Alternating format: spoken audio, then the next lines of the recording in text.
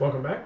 So in this video I'm going to be comparing the Sig MPX to the UZI Model A. First things first, yes, they're both clear. Most of these videos I've been shooting right one after the other, in case you haven't been able to tell I'm wearing the same shirt.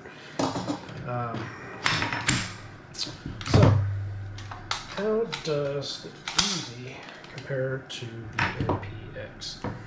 Should I make it fair and take this pressure off? Yes. Alright. First things first.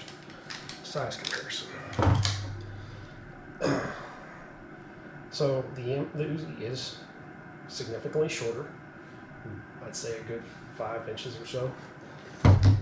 However, that's not even really fair because this isn't even a real barrel. This is the display dummy.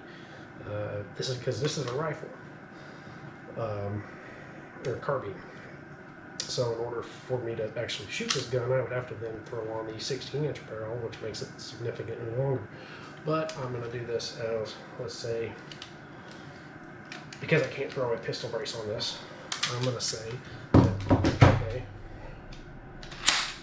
this is now, it's not really a stock, but let's say I SPR'd this. Okay, and then, therefore, when you do that,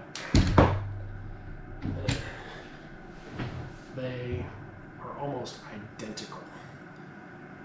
Now, honestly, if I was going to SPR this, I would get a longer stock. But that's just me.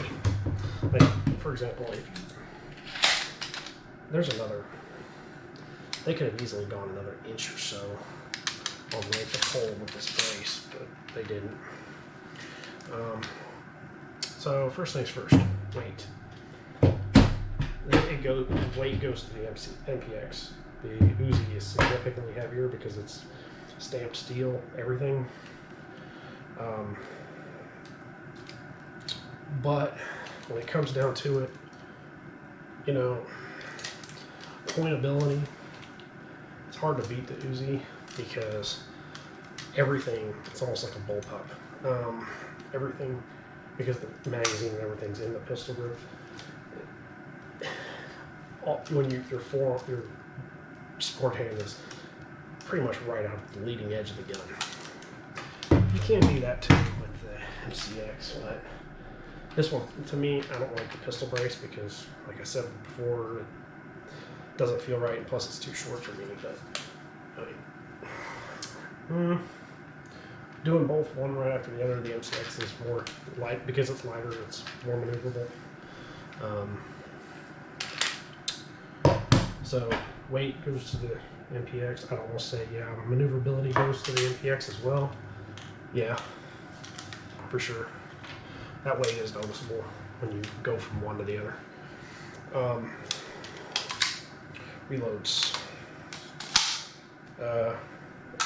No doubt about it, because there's no bolt hold open on a UZI. Reloads are going to be slower. Because A, you can't just drop the magazine either. You have to physically pull it out, get your next one. And because there's no bolt hole open, you're going to have to rack it if it went dry. So, in contrast, you could literally grab your next mag on the MPX, grab it, hit your bolt release, and you're rocking. So reloads are going to be faster with the MPX. Triggers. Yeah, as I said before. Oh, that's not even. It's more of a. It's got one of those. Yeah, it's meant to be a full auto gun type trigger. Longer, heavier, rolly style double action style trigger. That's really kind of what it feels like. It's like double action. Whereas this is very AR-like. Short, crisp. This one's pretty heavy because it's still mil spec style, but you could short reset. But you can get a guide rig, like I said, for this, or a number of other ones. You're not really getting an aftermarket trigger for this guy, so you're kind of stuck with it. Yes, there are, let's talk about modularity. This is an older one with key mod, but you can still get key mod stuff. Or you could just get the M-Lock handguard. But it has that Picatinny section on top, so it's got a dot on it. Or you can throw light on it, whatever. Whereas mounting stuff to this guy is going to be significantly harder because, well, while they do make like railed handguards and stuff for them, the problem with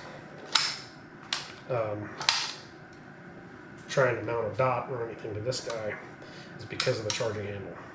It has to be able to move, so you can't really mount something to the top of it. Downside.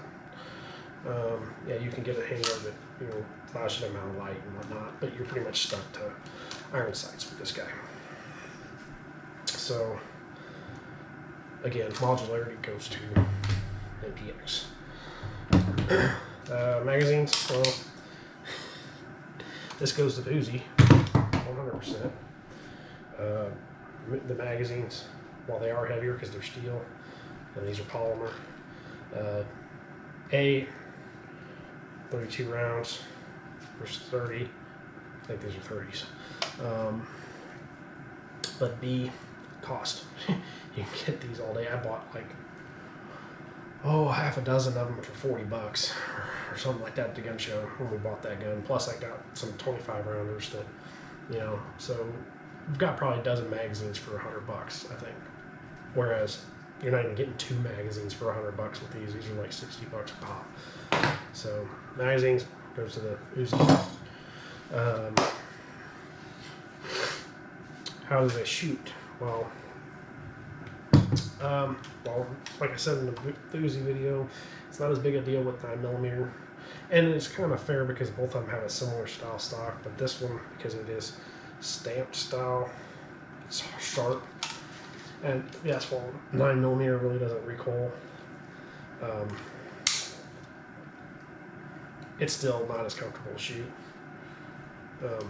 and you really got to press into it to get your eyes on the sights, into the sights. So, you know, honestly, in CQB, I don't even think you'd be doing the caveman EOTech style, where you're, you know, kind of looking over the sight. This one, it's not as bad. Yeah, I'm not a fan of the length of pull on it. I wish it was longer, but because it's rounded, it's not as uncomfortable. And the recoil impulse on this, because of the recoil design, and there's just like so much less bolt mass in this versus the UZI. There's less recoil with this guy, even though it's lighter. So shooting it, you could definitely shoot faster with this guy in semi-auto. Obviously, if this was full auto, it'd be a little bit different. But then again, if this was full auto, I'd probably still be faster. Suppression, well, yeah, it came with a threaded barrel, so we could have direct threaded a can on it. We chose to do a 30 lug mount. They do make threaded barrels for these, so you could get if I were to SBR this, I'd probably get a threaded barrel, so I could throw a can, like, if you want to give you an idea. You know, it'd be roughly right like that. You know, maybe a little bit shorter. But so, you know, that'd be a pretty handy gun too. But just the pure weight of it, it's an awesome gun. They're tanks. I mean, I don't know that the MPX is really it's not battle proven like the UZI was. So how durable are these? How long will it last? Don't know on that. But I mean, it's a cool. These are awesome guns. I mean, you can still get these. These are kind of hard to come by. Sig's been, you don't see them normally in the gun shops, but you sure see them a lot more than you see an UZI. So just like kind of like the Spas 12. This is kind of collector status type of thing. Is it as viable? No. Is it usable? Yeah. You can still put some work in with this. Like I said, if I found a way to get a light on here, rock it like caveman EOTech style for CQB, put a threaded barrel with a can on it. Yeah, it'd probably be a pretty viable gun. I mean, I'd still rather have something else because of how heavy it is. This thing weighs about as much as a full-size AR, but you know, whatever. Anyway, quick little video. At the end of the day, I would take the MCX, I think, over the. We'll talk about price real quick. So about the same, really, honestly. You're going to be upward. Well, we bought ours. This one, we've had this one for several years, but you know, they're going to be roughly in the high teen price range. I got this one for probably about the same, but they go from a lot higher than that in the Model A's. So you're going to be more expensive to get this guy, and you can't do as much with it. Once again, yeah, you could get the MPX and trick it out. Probably get the can for the price and have all that like it is right now for the price of this. So in the end, I would go with the MPX. Collector status, UZI all day. This thing's it's just cooler. If you had Punisher comics in the 80s and 90s, that's what he always had. He had two of them. He'd have two of them. you know, plus it gives you the Chuck Norris Delta Force vibes. Anyway, that'll be it for this one. Until next time.